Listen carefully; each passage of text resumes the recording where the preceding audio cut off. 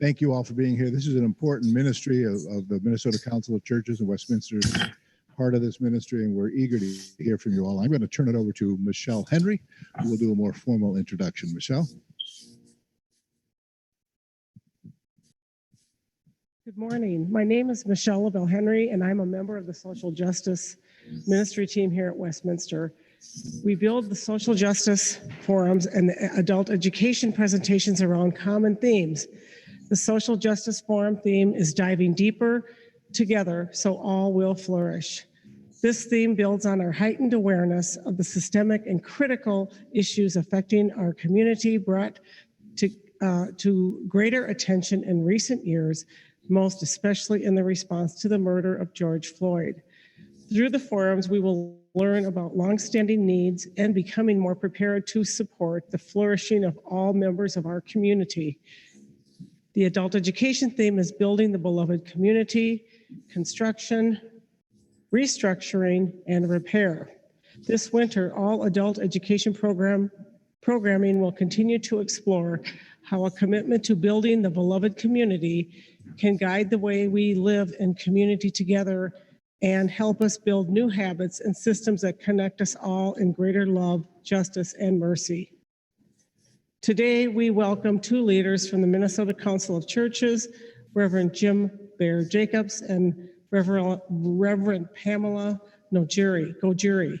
Together, they serve as co-directors of the Racial Justice and leading the implementation of the Minnesota Council of Churches 10-year Racial Justice Initiative of Truth, Telling, Education, and Reparations. Jim Bear was born in St. Paul. He is a member of the Stockbridge-Munsee Mohegan Nation, an American Indian tribe located in central Wisconsin. He is the creator and director of Healing Minnesota Stories, a program of the Minnesota Council of Churches dedicated to ensuring that Native American voices is heard in areas where it has long been ignored. Pamela is a transplant to Minnesota by way of Texas, Illinois, Missouri, Nebraska, and Oregon. Her family moved as the military dictated. To complete the requirements for her doctoral of ministry and church leadership, she is currently writing a dissertation focusing on the Christian church's entanglement with white supremacy. These leaders have extensive relationships in the African American and Native American communities and are especially gifted for this sacred work. Following the presentation, you are welcome to ask questions. Please raise your hand if you are here in person, and we'll bring a microphone to you. For those attending the live stream, please ask your questions in the live chat. We'll respond to the chat and offer your question here at Westminster Hall. Please join me in welcoming Pamela and Jim Bear.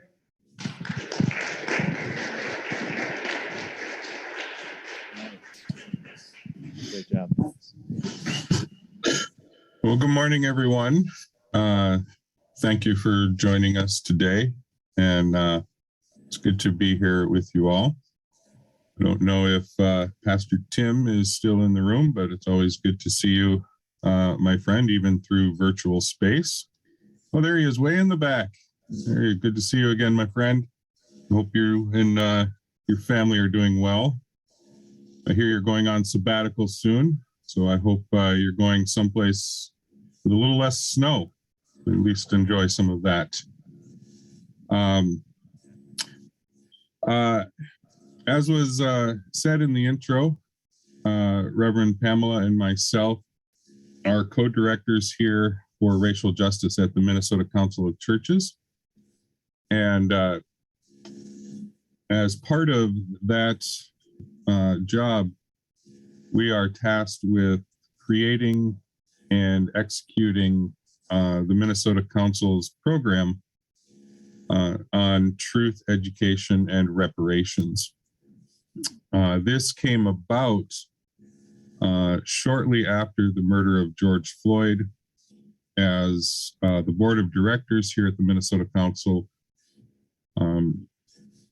which is comprised, not entirely, but in large part, is comprised by the various bishops and executive directors and heads of the the denominations in Minnesota. But there was a call to do something, to be about the work of healing and repair, recognizing that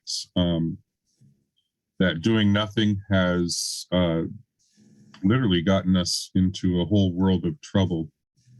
And so we engaged a community think tank or task force, and went through a couple of iterations of vetting this the outline of this program, and ultimately it was passed unanimously by our board in September of 2020. This platform that we are engaging on, we quickly learned that we are pretty groundbreaking in this task force, in that we are an ecumenical organization that is endeavoring to do this work, that this work centers not around the word reconciliation, but centers intentionally around the word reparations. And also what is unique in our approach is that we are engaging to do this work for the benefit and repair of two different impact communities. And we are centering our truth-telling and our reparations around the African American community in the state of Minnesota and the American Indian community in the state of Minnesota. There has long been talk of reparations for the African American community, and rightfully so. If you were present yesterday for Jermaine's presentation, he did a wonderful job of laying out the case and the need for reparations using the backdrop of Dr. Martin Luther King Jr. If you follow news at all, you may be aware that reparations for the African American community, this is not a new conversation. Granted, it is receiving a new interest in the last couple of years, but this is a conversation that began long decades ago. You may be aware that there is conversation at the national legislative level around House Resolution 40, HR 40, which is a bill that does not commit the country to reparations, but simply asks that we would begin exploring the possibility of reparations. So HR 40 is not really anything to be afraid of. It's just simply asking that we as a nation look at and research and consider the idea of reparations. And HR 40 has been tied up and not passed, I think, for about 4 decades now. And the very fact that it can't get a vote, or has not yet gotten a vote, is indicative that when reparations come up, we all tend to cringe a little bit and we get a little frightened. But it is, in my way of thinking, reparations is really the only way that we as people of faith, that we as Christians can move forward in a meaningful way. If we don't talk about physical healing and physical repair, then what business do we have talking about spiritual healing and spiritual repair? We know that scripturally there is ample examples that the people of God are to be about the work of reparations. I draw a lot from the book of Matthew, chapter 5, comes from the Sermon on the Mount. It's where Matthew chapter 5 is where we get the Beatitudes, which I'm sure you're all familiar with. But a little further down in Matthew chapter 5, Jesus is teaching, and he tells those that are gathered that if you are bringing your gift or your offering to the altar of the Lord, and there you remember that your brother or sister has a grievance against you, you're to stop, not bring your offering forward, but leave your offering there. First, go and be reconciled. First, go and make right. First, go and make repair to your brother or sister that has a grievance against you. And only then come back and make your offering to the Lord. And when we think about this in the context of the spiritual atmosphere of first century Judaism, bringing your gift to the altar of the Lord is really one of the central acts of worship. It is one of the actions that people can take that would then become an identifying marker that they, in fact, are children of the covenant. They are children of God. And what Jesus is saying is that if there are grievances against you out there, then you have no business calling yourself a child of God, partaking in that which gains you, which marks you as a child of God. You have no business doing that unless and until you go and make that repair. And only then come before the Lord and make your offering. To put this in the modern context, it would be as if after this forum, we all move into the sanctuary and the organ starts playing and the choir starts coming in, and we begin to enter into worship. And then Jesus comes on the scene and says, stop, shut down the music, choir, silence yourselves, everyone stop. There are grievances out there against us that we need to take care of first. So scripturally, the basis is, the basis for reparations is not only there, but the basis for reparations in scripture is strong, that we need to be about this work. And as I said, I'll just say a little bit more here and then let my colleague come in here. But as an American Indian myself, we choose to focus our efforts within these two communities, American Indian and African American, not because we believe, we do this not because we want to take any attention, energies, or effort away from the case for African American reparations, but we do this because if we as the church are going to address we'll call it the original sin of racism here in this nation and here in this state, we have to look at where that racism, that white supremacy originated, and that is within the communities of the African Americans and the Native Americans. Both of these communities have a long history of seeking justice, but that work largely for decades has been done as siloed communities. And so you have your Native American activists who are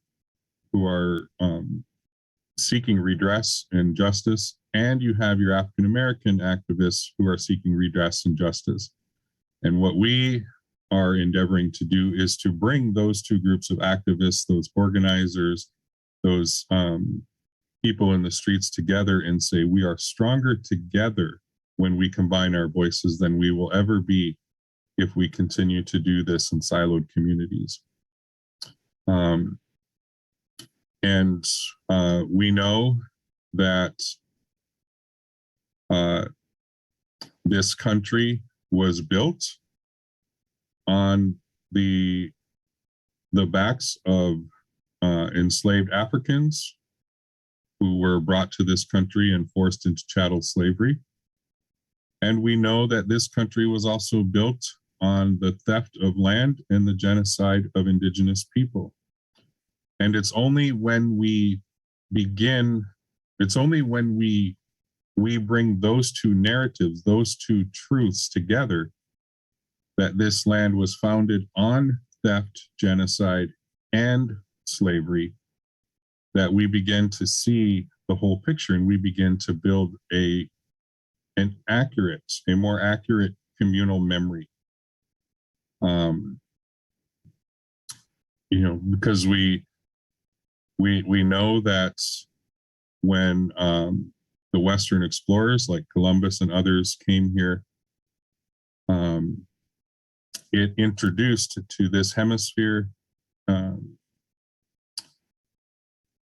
atrocities that had never yet been known. We know that the transatlantic slave trade began not with Africans coming over here, but with natives who were kidnapped and brought to Europe. Some folks from my own tribe, my own relatives and ancestors, were brought over to England and placed in zoos to be displayed as animals.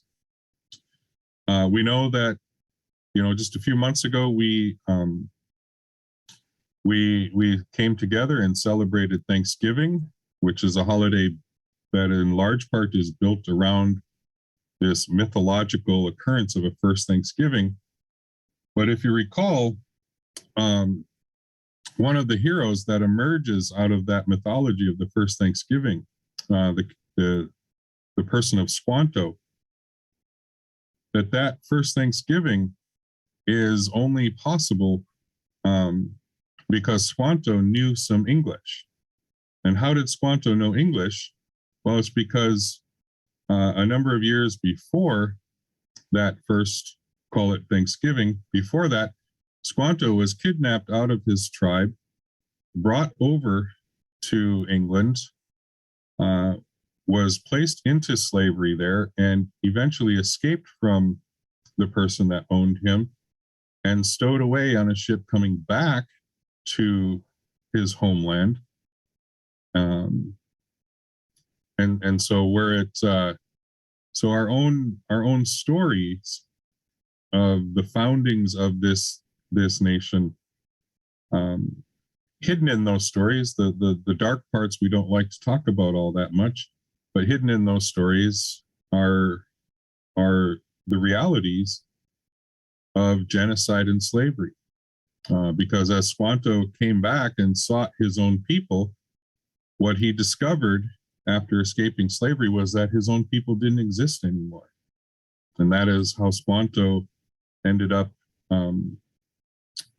living with the Wampanoag people, because the Wampanoag people were not his people, but it's who he sought refuge with because his own people did not exist. So even in our own founding stories, if we know some of the history, there are those seeds that we gloss over, those seeds of slavery and genocide. And so we here at the Minnesota Council of Churches, in partnership with our membership congregations, in which I am very pleased to say that Westminster has been and continues to be incredibly supportive of the work that we endeavor to do here at the Minnesota Council. But we intend to address that history and to move forward in hopefully in a very good and healing way. And so with that, I am going to mute myself for a little bit and allow allow my friend and my colleague, Reverend Pamela.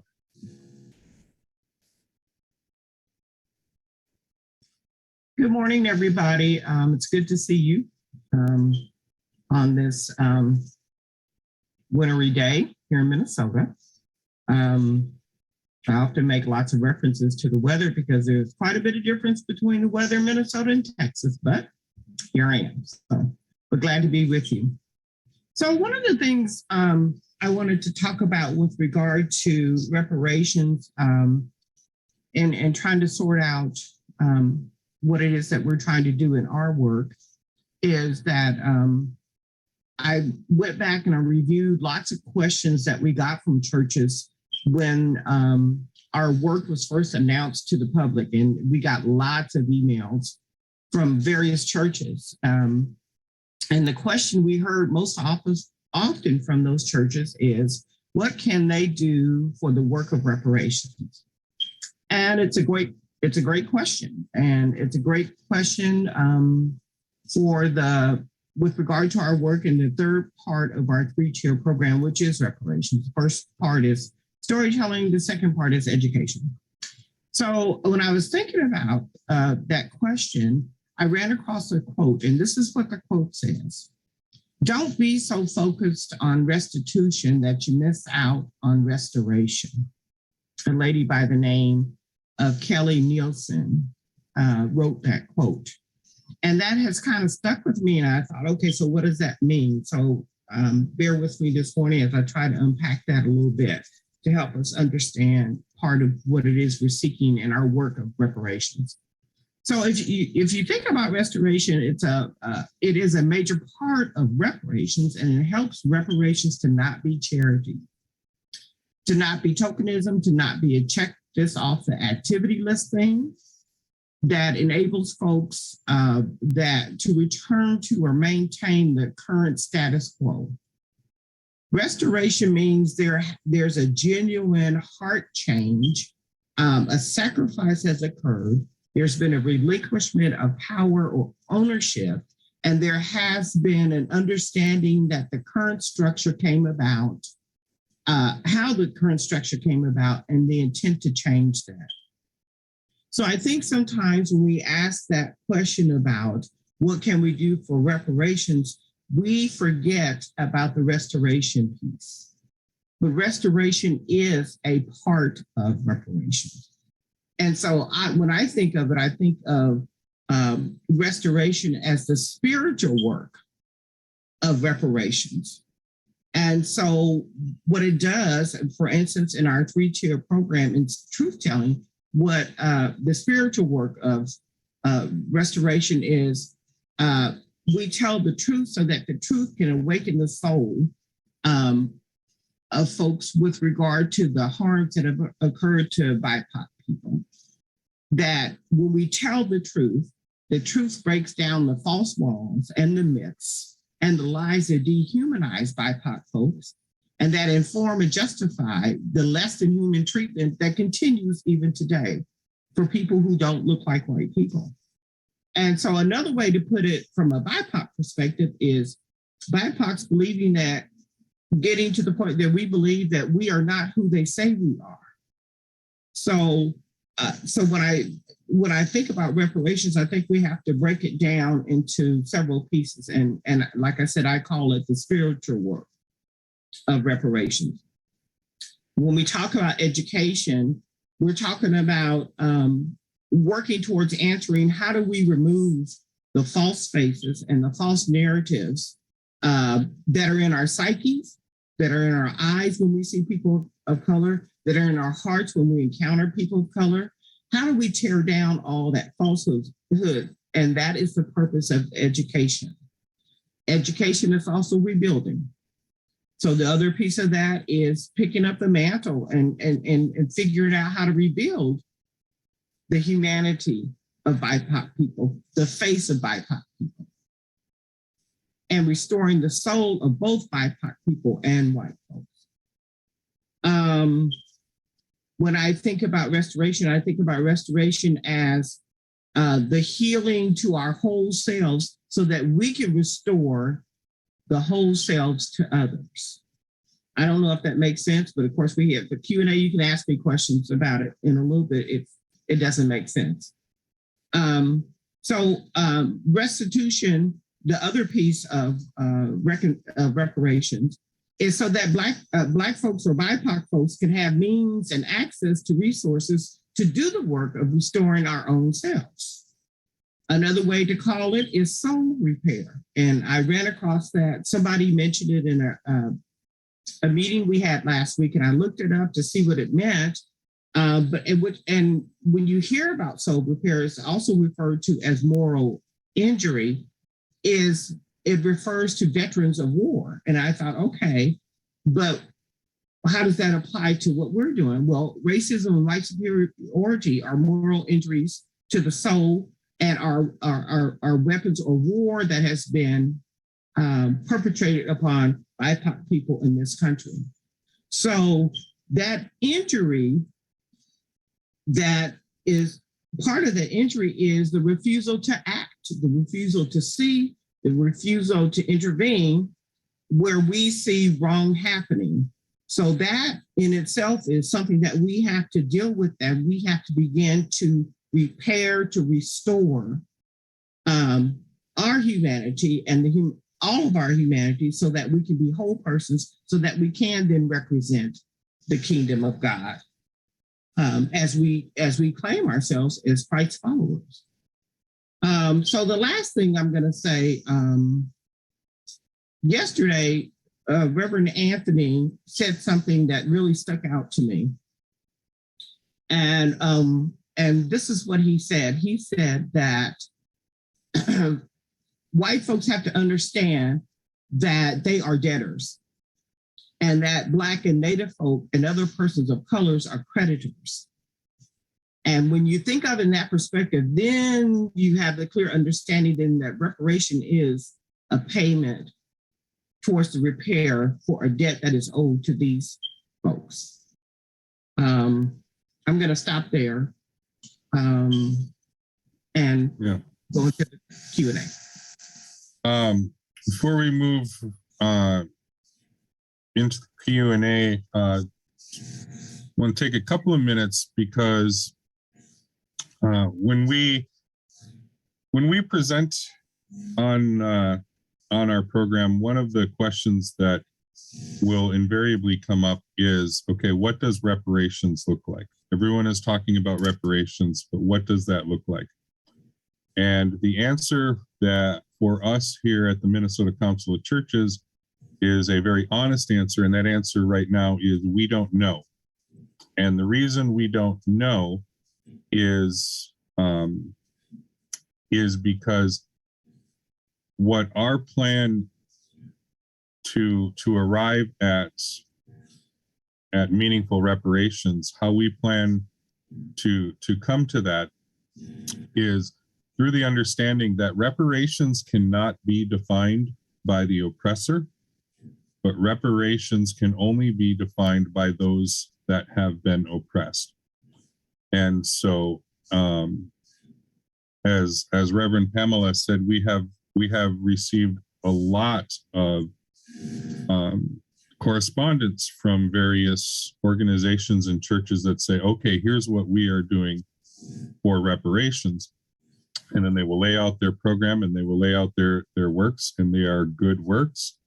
And they are meaningful works, but I don't know that I would title them as reparations. And I wouldn't title them as reparations because many of those churches and organizations arrived at the work they are doing strictly through internal conversation without ever engaging the Native or African American communities.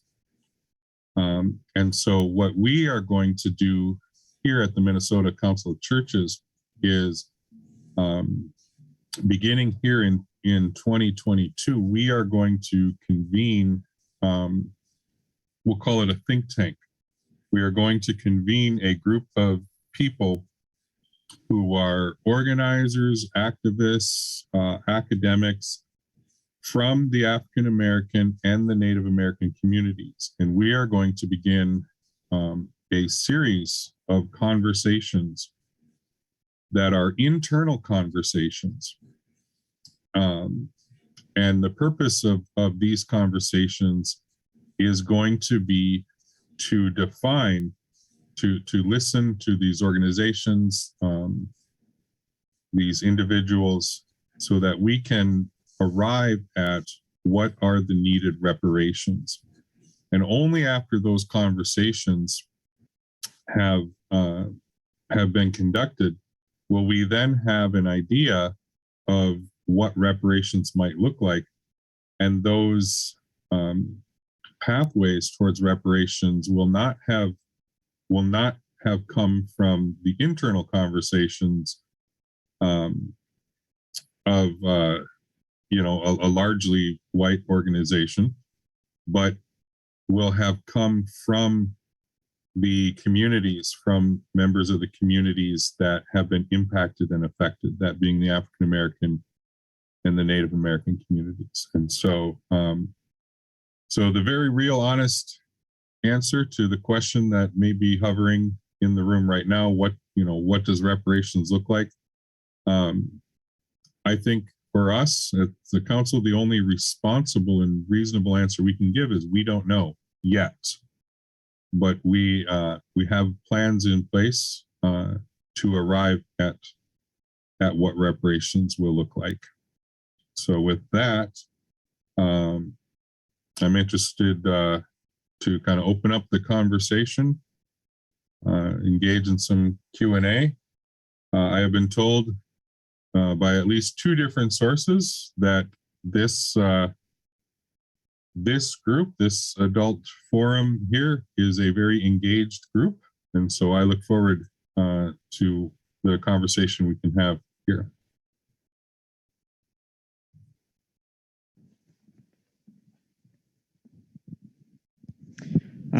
Good morning. I would like to know what the response has been, maybe from 1 or 2 American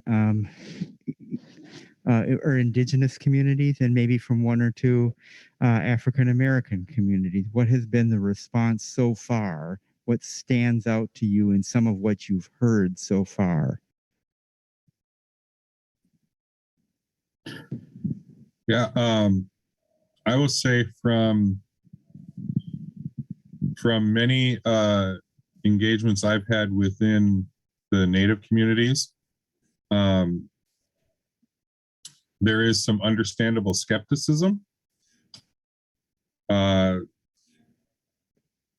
Anything that involves Christianity or the church in general is understandably going to be met with some skepticism. But when we have the chance to kind of give a fuller explanation and kind of a vision casting for our program, a lot of that skepticism will subside and fall away. There is the understandable reaction that this is long overdue, and we will, kind of we'll wait, that we will wait and see. I'll believe it when I see it, kind of thing. Which all of these responses are 100% understandable. When the indigenous communities hear that we, as the Minnesota Council of Churches,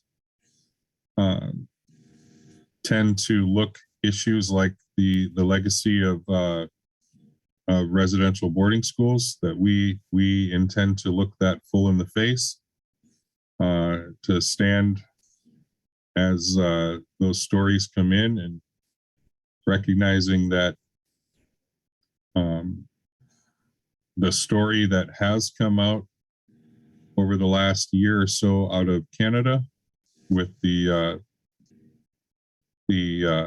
unearthing of graves attached to these schools. We know that story is going to, within the next couple of years, come south of the border, that we will very likely see the numbers similar to, if not more, than what we saw in Canada. And so there's been understandable skepticism, but also I think a reserved optimism from many folks within the Native community. I'm going to ditto what Jim Bear said with regard to the African American community and some of the folks that I've talked with, that same skepticism and doubt that it will occur. I think something, and sometimes it depends on who you're talking to generational wise, the responses that you get. So when I talk to people my age, and I'm a baby boomer, oftentimes what I get is that they've been talking about that stuff for a long time. So they doubt seriously that anything's going to happen. When I talk to younger people, there's a different perspective. That's where I find that there's a glimmer of hope, that they hold on to a glimmer of hope that this is possible and believe it's even possible within their lifetime. So it just depends on who you talk to. I have also encountered people who don't want to talk about it. They don't want to talk about it. They don't want to, they just want to figure out how to be okay, because to think anything other than being okay today takes you away from figuring out how to make it from today to tomorrow. That survivalism, because that's where a lot of folks in these communities live, trying to figure out how to live from day to day. And not thinking much about, okay, maybe down the street in a year or 2 or 3 or 4 years, I might get a check, or I might get some land, or I might get, nothing like that, because that's just a little bit too far-fetched and they may not make it to that point. So that's what I hear in our communities. So thank you for that question. Thank you for your response. I have 2 questions in the chat. One is from Sandy. Could you give me any examples of reparations undertaken using the same think tank approach elsewhere in the country? Good question. I am not aware of this approach being taken. With that being said, I will say that there are a number of organizations that are not, that are BIPOC organizations that have called for reparations and have had suggestions as ways towards reparations. As far as I know, we are the only organization that is focusing on these 2 different communities at the same time. So we are, I believe we are still unique in that. I know that when we announced this program in the fall of 2020, we received wide national and even international media attention, because nobody had really ever heard of this approach with the 2 impact communities. So I'm the notion of a think tank that includes the representation from the 2 impact communities. I'm not aware of any other examples of that. And neither am I. The second question in the chat is from Kathleen. Native American author David Truer has asserted that as reparations to Native Americans, the U.S. should give all the national parks to the national Native American people. What is your opinion about this proposal? Yeah, I'm familiar with David. I'm familiar with his suggestion, and I believe if that were to happen, that would transfer something like 85 million acres of land that is now national park land over to indigenous peoples, over to tribes.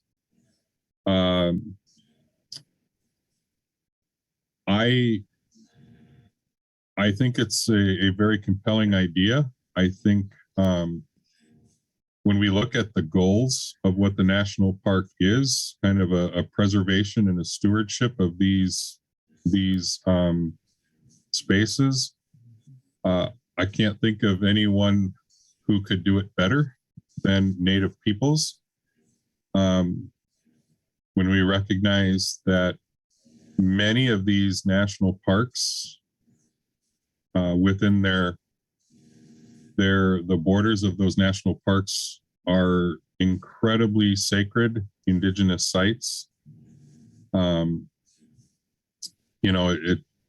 It seems like a natural solution. I mean, here in the state of Minnesota, our most visited state park in the state of Minnesota is the Fort Snelling State Park, which is right down at the confluence of the Minnesota and Mississippi rivers. When you think about it, if you know the story of that land, or the Dakota people, the indigenous people of Minnesota, that river valley there is the center of their universe. It's their Garden of Eden. It's their place of first creation. And it has always been appalling to me that for Dakota people to go and visit that site for their ceremony, or for ceremony or prayer or whatever, I mean, they have to pay an entrance fee. And that's ridiculous. We don't, no, and in no other realm does that occur. I mean, none of you present in that room today had to pay a cover charge to Westminster to come in and pray and worship. And you never have, and you never will, because doing that is just a ridiculous notion. But yet, when we think about these national parks, when we think about state parks, that there are sacred sites, there are ceremonial sites within those borders that we as indigenous people have to pay a cover charge to go conduct our ceremonies, to go and pray, to go and be present with ancestors. That's a ridiculous notion. So yeah, David Troyer's proposal that all national parks, some 85 million acres, be transferred over to indigenous people. It's a lofty goal, but I think if we as a nation are going to get serious about redressing some of these atrocities, then the solutions are also they need to be lofty. It seems to me if that gesture was made, if that did happen, that could seriously shift the thinking in the impacted communities, that there's some seriousness about this reparations and things that need to be done. It would put some meat to it. It would put some substance to it. It would put some meaning to the fact that there is hope and that there are steps being taken to repair the harm that has been done. So if it occurred, I think that would kind of shake things up a little bit and get the serious attention of folks and serious backing of other people of the impacted communities that, okay, maybe something will happen soon and in our lifetime. So, that's me.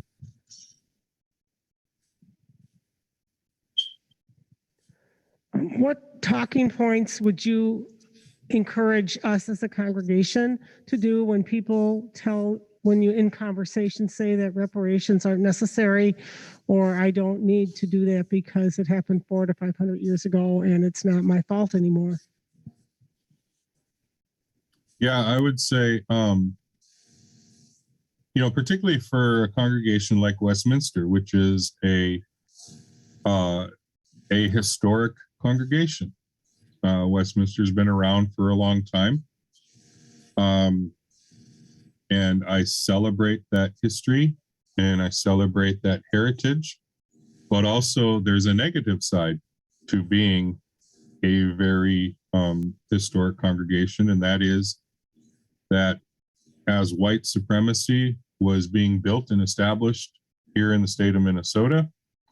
It meant that congregations like Westminster, like Central Lutheran, like, these historic congregations were present, they were around, were perhaps complicit, were perhaps benefiting from the establishment and the building of white supremacy in the state of Minnesota.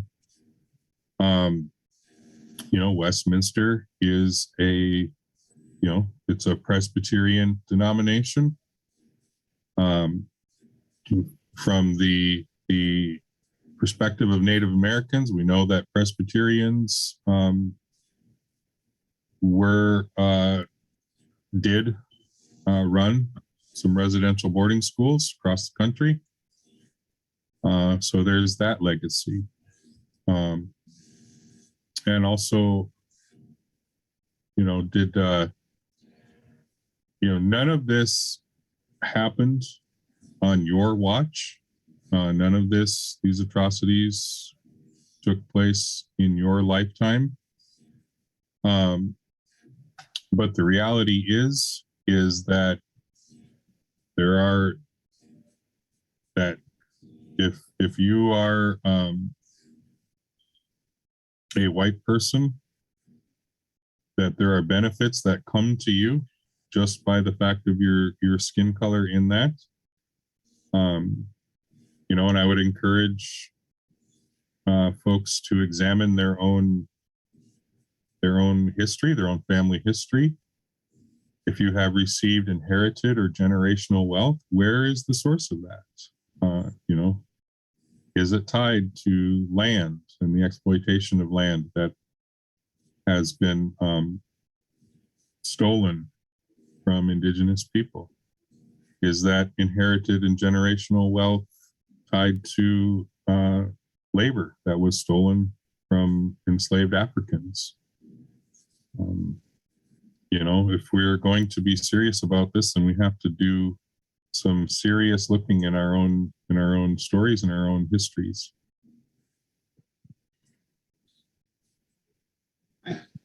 One of the things I would say is that as much as we want to say that I haven't done anything, then let's talk about our current status. And the current status is things have never stopped happening. So with things still currently happening every day, then we are complicit in, and as I mentioned earlier, in our not seeing things, not being aware of things, not intervening when we see wrong. And each of us can truly say that we've either been in a conversation where inappropriate things have been said about people of color. We may have even witnessed attacks or any other type of demeaning behavior towards people of color. So we can say, well, that in the past hasn't happened, but it never stopped happening. And so that does not. So we have been a part of, whether you want to call it the immediate past, but let's talk about the current. Let's talk about George Floyd. Let's talk about all the things that have happened currently. We still had choices as these things were happening on what are we going to do? Are we going to say, okay, that's them, that didn't have anything to do with me? That's ignoring what is in front of us. Are we coveting? Are we saying that, okay, why would I interfere? What impact could it have on my family and stuff? We're making a conscious decision. So these things that happened in the past and continue to happen because of our lack of intervention. So that's where we fit in that story. Is the question is, what have you done? And I think about the Samaritan. When they were talking about, in the Good Samaritan, when the lawyer asked the question, what should we do to inherit eternal life? And Jesus said, you should love your God with all your heart, with all your soul, with all your strength, and with all your mind, and your neighbor as yourself. And so wrongdoing and ignoring of wrongdoing has each and every one of us connected to the past, to the current, and what happens from this point forward. And so we have just conscious decisions to make how we're going to live with that. So we have never not been involved or never have not been responsible, because each and every day in our daily lives, we get opportunities to intervene, to set things right, and as our faith dictates to us. So I'm going to leave it at that. So there are two more questions in the chat. One is from Doris, and she asked if you could describe the team that is working on this project, and how can the numbers of predominantly white congregations in Minnesota be expanded to support these efforts? Can minds be changed in Minnesota? It's a big question. Yeah. Several of them, yes. Minds can be changed in the state of Minnesota. And I know this from experience. So one of the things I have been doing for the last 10 years in the avenue of truth telling is conducting Indigenous sacred sites tours and bringing people from congregations. Westminster has sent groups over the last number of years to attend these Indigenous sacred sites tours. And at the risk of sounding braggadocious or tooting my own horn, I know that the experience of these sacred sites tours is powerful and transformational. And I know this from the testimony of people who have attended. And, I routinely hear from people who have attended a tour 4 or 5 or 6 years ago, and they'll reach out to me and they say, my mind has been changed. My life has been altered because of that experience. And so I think when we lean into story, even difficult stories, what that does is it fosters a human connection. And through that human connection, we can be changed. So those minds in Minnesota can be changed. It is not easy work. It is often frustrating work. If I had hair, it would cause me to rip out my own hair at times, but it's necessary work. It is difficult, but it is necessary.